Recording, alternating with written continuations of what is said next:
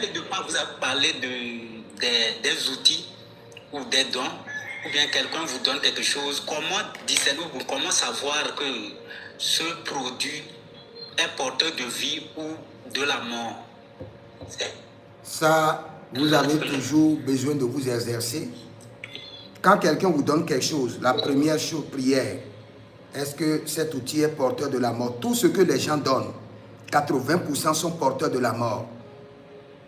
C'est difficile de voir des gens vous donner des trucs qui sont porteurs de la vie. C'est pourquoi n'aimez pas trop les cadeaux. Surtout si vous voulez avoir un discernement aiguisé. Les agents des eaux, eux, c'est les cadeaux qu'ils utilisent pour détruire. Dès qu'un agent des eaux veut voir que ta sensibilité veut le détecter, il ne se dérange pas, il sort seulement, il te fait un cadeau. C'est fini. Tes sens là sont partis. Tu ne verras plus rien. Il sera à côté de toi en train de te détruire. Donc quand on te donne un cadeau, première des choses, Seigneur, révèle-moi le règne de ce cadeau. Est-il porteur de vie ou de mort? Et tu mets ça à côté d'abord. Ne touche pas, que ta femme ne touche pas, que tes enfants ne touchent pas. Et dès que le Seigneur te parle que le cadeau est porteur de mort, il faut brûler.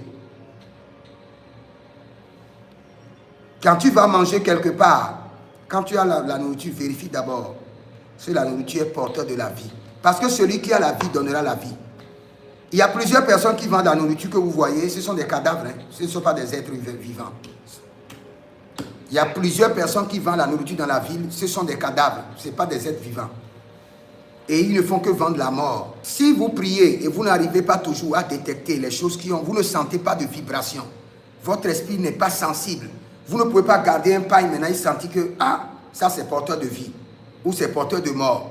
Donc vous devez aller voir un prophète qui va vous impacter. Parfois, certaines personnes, une seule fois, ça va venir.